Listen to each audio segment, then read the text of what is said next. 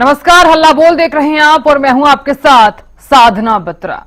आज देश और प्रदेश की सरकारें नारी सशक्तिकरण का संकल्प मन में संजोए और महिलाओं की प्रगति के लिए बड़े स्तर पर कदम उठाने के दावे कर रही हैं।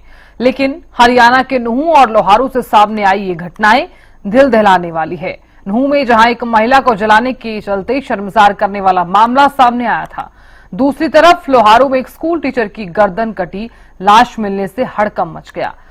आखिर आदर्श समाज की कल्पना को पूरा करने के लिए नारी की सुरक्षा महज प्रशासन की क्या जिम्मेदारी है, या फिर समाज के लोगों को नारी सुरक्षा के लिए आगे आना होगा? आज हल्ला बोल में हम इसी मुद्दे पर हल्ला बोलेंगे, क्योंकि वक्त हो चला है हल्ला बोलने का। और इसी के साथ ही सवाल भी हमारी टीवी स्क्रीन पर फ्लैश हो रहे हैं और नंबर्स भी टीवी स्क्रीन पर फ्लैश हो रहे हैं। तो फोन लाइन्स हमारी खुल चुकी हैं, आप हमें कॉल कर सकते हैं, इस विषय पर आप हल्ला बोल सकते हैं। नारी पर अत्याचार, कौन कौन कसूरवार है, महिलाओं को क्यों बनाया जा रहा है शिकार, नारी सशक्तिकरण की मुहिम कैसी होगी कारगर, महिलाओं की सुरक्षा किसकी जिम्मेदारी है, कंधे से कंधा मिलाकर कैसे चलेंगी महिलाएं? तो जल्दी से अपना फोन उठाइए और अपने फोन में डायल कीजिए 012448290111121314। इन नंबर्स पर आप हमें कॉल कर सकते हैं, साथ ही इस विषय पर अपनी राय भी रख सकते हैं। तो जल्दी से अपना फोन उठाइए और हमें इस विषय पर अपनी राय दीजिए। तो हल्ला बोल एक ऐसा खास कार्यक्रम है जिसके जरिए हम आपको बताते हैं कि फिलहाल प्रदेश में क्या कुछ चल रहा है, और इसी के साथ ही हम उठाते हैं वो मुद्दे जिन पर हमें हल्ला बोलना चाहिए। देश के वो नागरिक जो इस विषय पर हल्ला भी बोलना चाहते हैं और अपनी राय भी देना चाहते हैं, इसलिए हम ये खास कार्यक्रम आपके लिए ही लेकर आए हैं। तो उठाइए अपना फोन, इस विषय पर जल्दी से अपनी राय रखिए।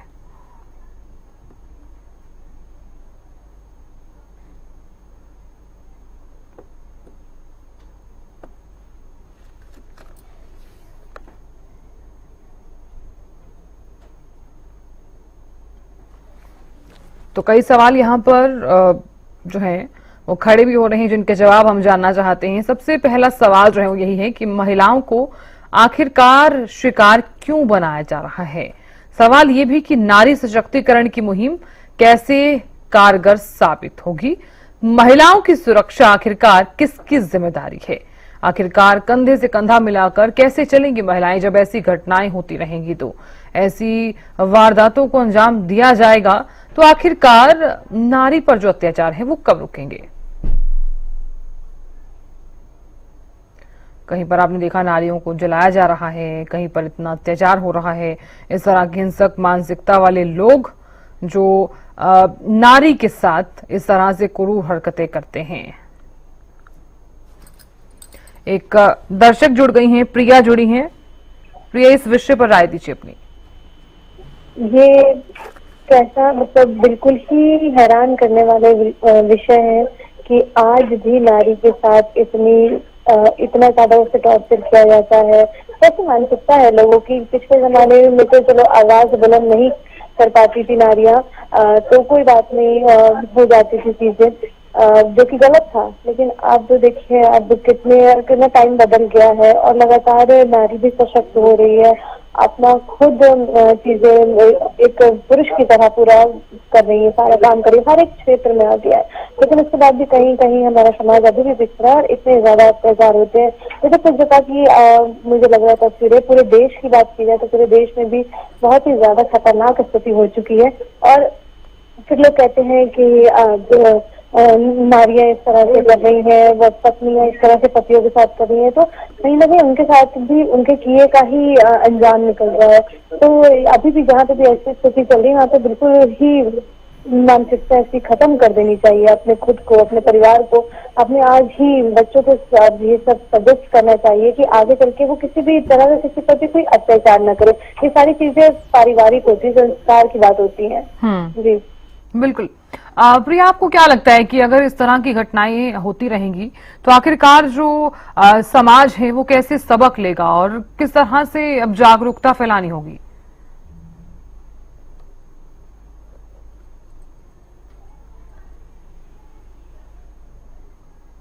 आप सुन पा रही हैं प्रिया?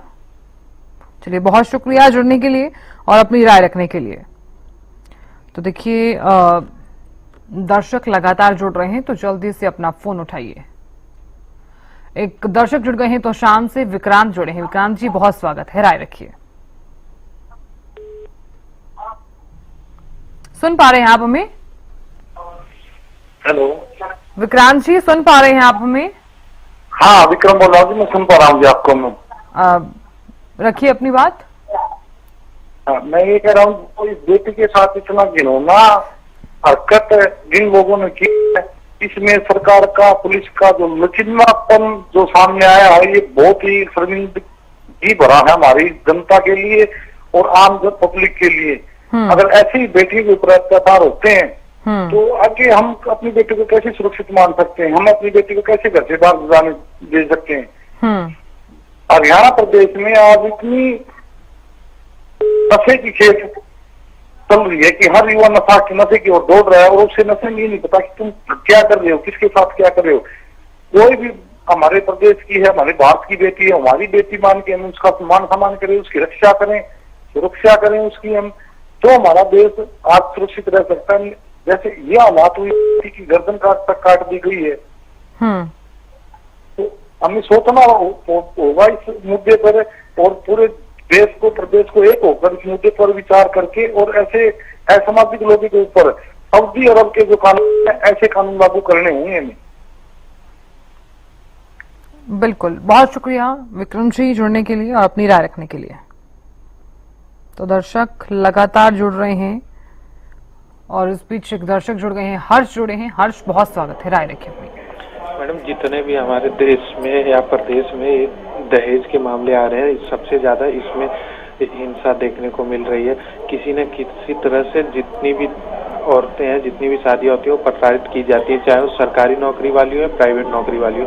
यहाँ तक कि सरकारी नौकरी वालों को भी एक आजकल घरों में एक मतलब कंपटीशन हो गया कि अरे पड़ोसी के लड़के को तो इतना मिला, हमारे लड़के को इतना नहीं मिला, तो ये इस तरह से प्रताड़ित किया जाता है। इसको हम एक ही तरह से निजात पा सकते हैं कि हम अपनी मानसिकता बदल सकते हैं। इसमें सरकार का सबसे बड़ा योगदान है। जैसे देखिए, हमारे प्रदेश में कन्या भ्रूण हत्या की वजह से बच्चियों की संख्या कम हो रही थी। जो सरकार ने एक अभियान चलाया, सारी चीजें चलाई, लोगों की मानसिकता बदली, तो अब ठीक हो रहा है। उसी तरह सरकार को इसके पीछे भी कोई अभियान चलाना चाहिए, क्योंकि अभी तक जितने भी अभियान चल रहे हैं उतने प्रभावित नहीं है। आपने एडवर्टीजमेंट उसकी उतनी नहीं देखी होगी।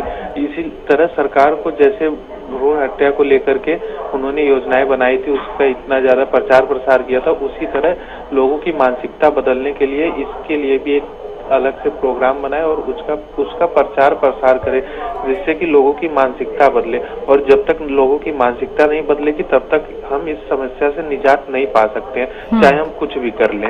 इसके पीछे अगर कोई सबसे बड़ा कारण है तो लोगों की मानसिकता है।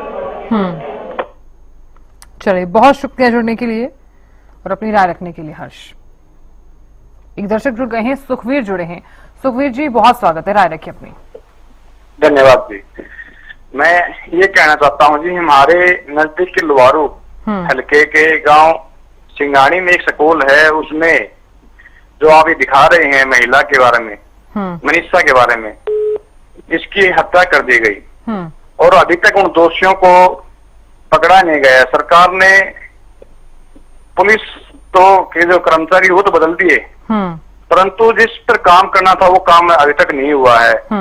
हम बार बार आंदोलन कर रहे हैं।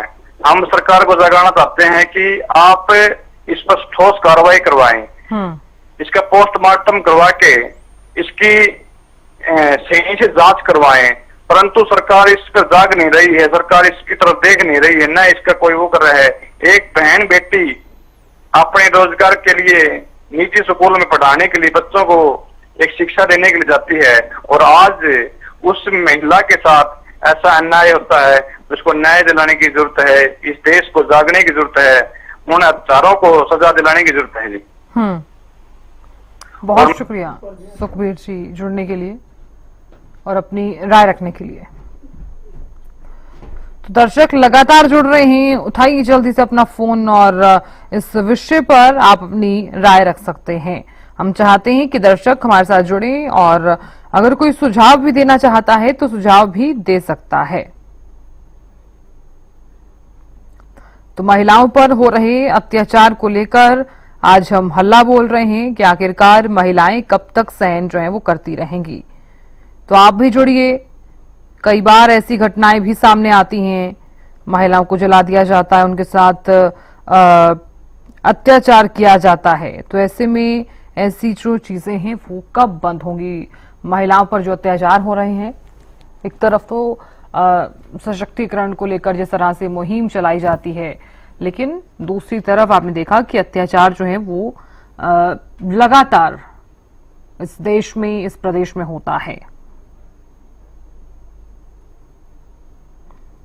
तो आप भी उठाइए अपना फोन, क्योंकि दर्शक लगातार जुड़ रहे हैं। हम चाहते हैं कि जो दर्शक की खास कार्यक्रम देख रहे हैं वो भी हमारे साथ जुड़े और इस विषय को लेकर आप अपनी राय भी रख सकते हैं।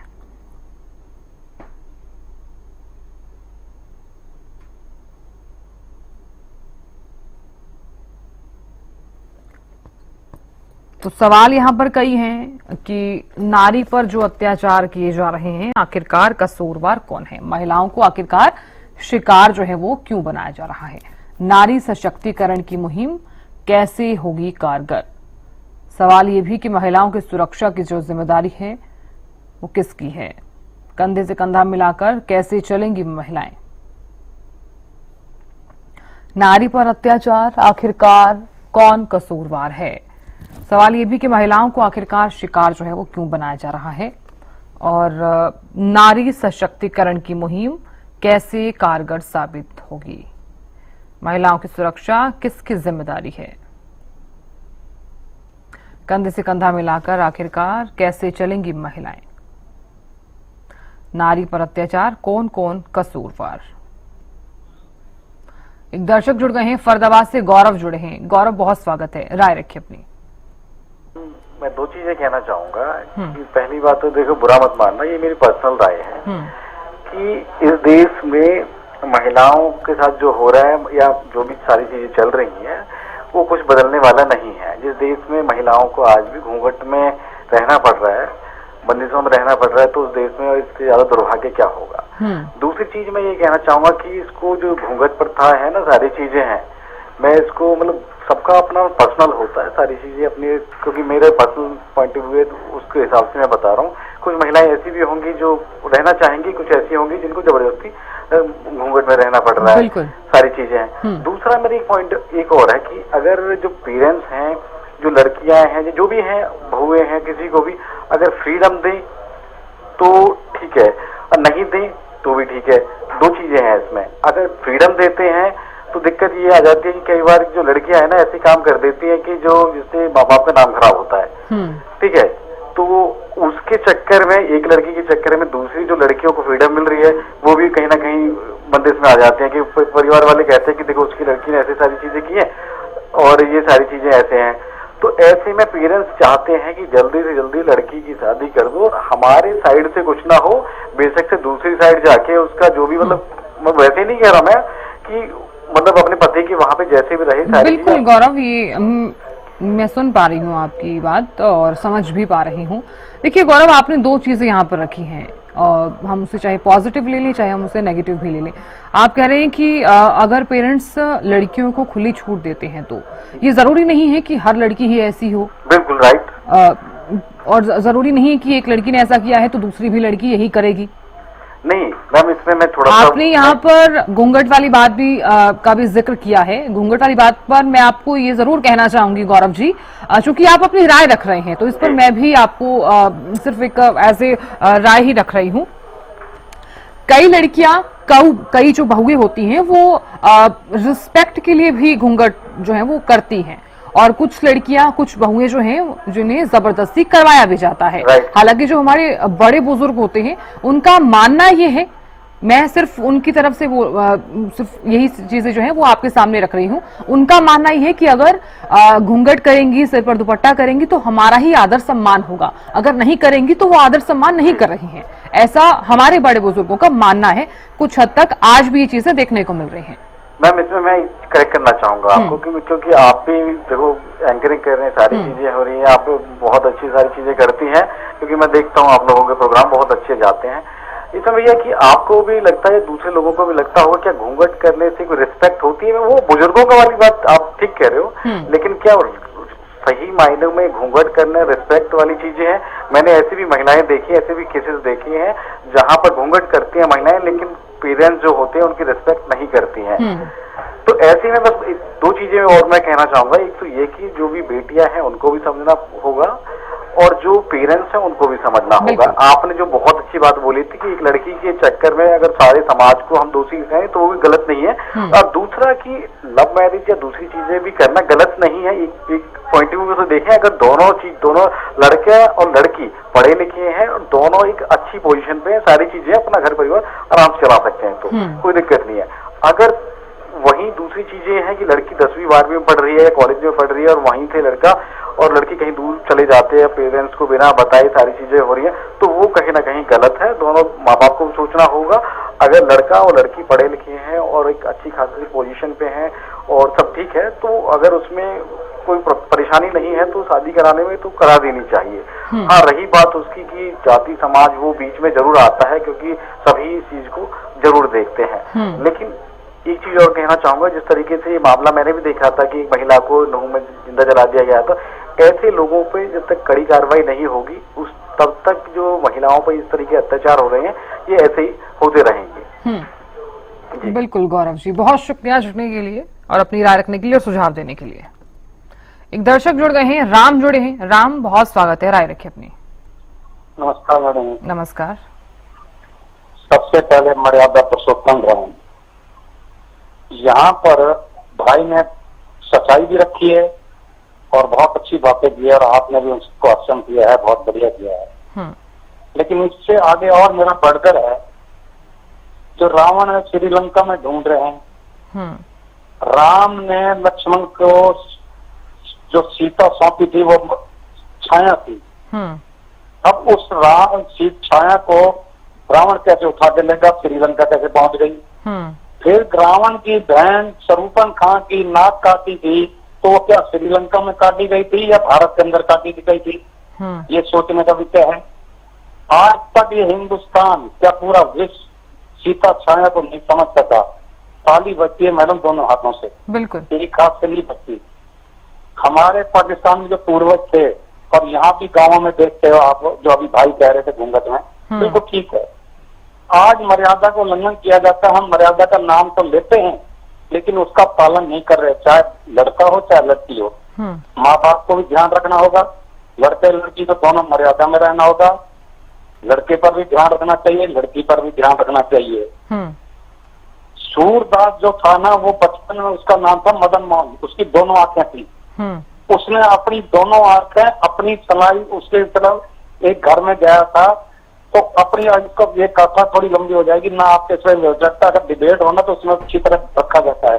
तो उसने अपनी आंखें दोनों अपनी मतलब सलाई मंगा के और तब अपनी आंखें फोड़ दी, तब वो सूरदास कहलाया था।